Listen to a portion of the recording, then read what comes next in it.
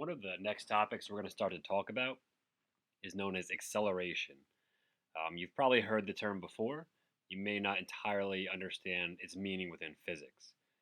But if you think about it in terms of what you've probably experienced, it'll probably start to fall together as we discuss this. I think one of the best examples to use is the example we use in class regarding a person who's running around a circular track.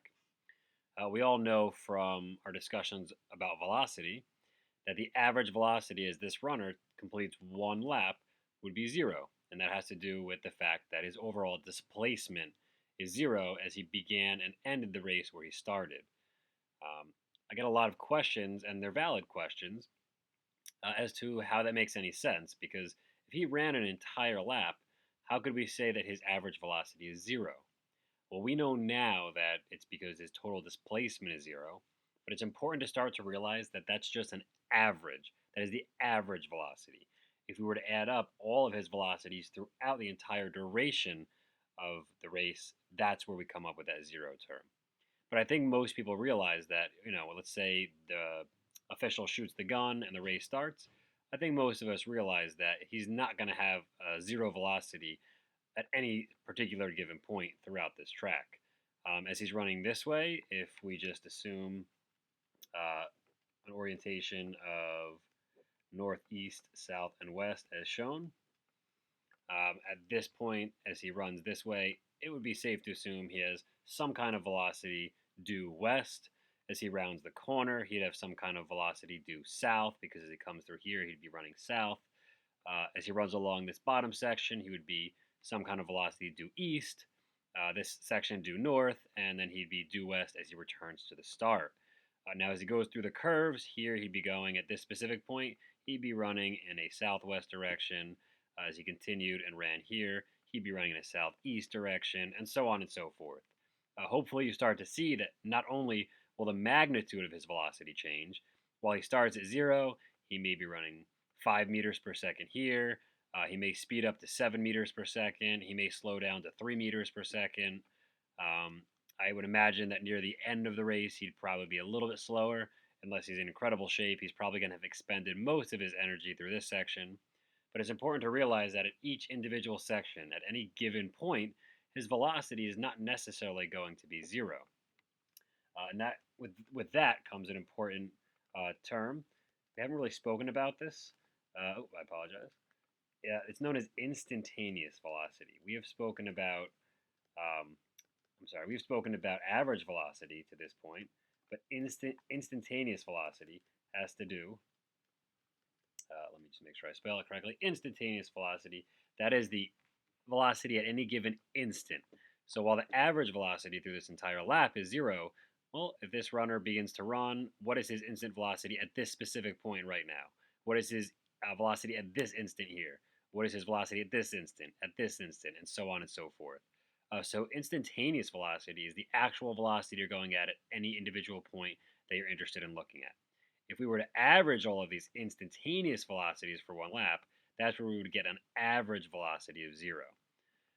So hopefully you're starting to see that the velocity at any given moment is a specific value, whereas the average, much like a class average on a group of tests, is just kind of the collective average of the whole. So think of this instantaneous velocity, the velocity at any individual point, as like an individual test taken by one student in a class.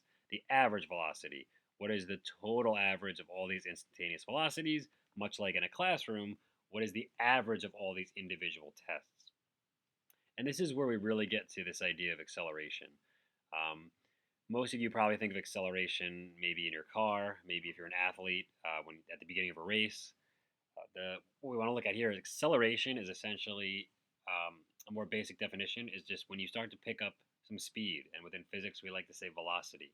So as you're gaining or losing velocity, if there's any kind of change in velocity, you are either accelerating or decelerating, depending on whether you are gaining or losing velocity.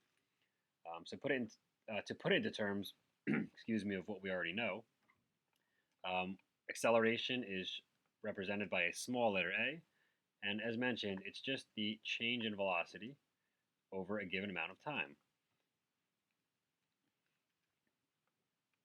There we go. Given a velocity, change of velocity over a given amount of time, you'll notice that it's somewhat similar to our velocity equation, except instead of dealing with displacement, we're much more concerned with what's our change in velocity. So velocity, how much more ground is being displaced, how much more ground is being covered. Well, acceleration wants to know how much speed is being gained or lost over a given amount of time. So this is your basic equation. This is definitely the equation you should have written down somewhere. We're going to be using this equation a lot moving forward. But to break it down instead of a mathematical equation, acceleration is basically the change in your velocity over a given amount of time. Are you gaining velocity or are you losing velocity over a given amount of time? And to give you some examples, we'll take a look at this runner right here. Actually, let me go back one. Let's take a look here. So we have two examples, two viewpoints of the same event. We have a car that's at rest. 3, 2, 1. We're getting the countdown. As soon as the gun is fired or this race begins, this car is off. So the important thing to realize, in this case right here, we have an instantaneous velocity. Bear with me 1 second.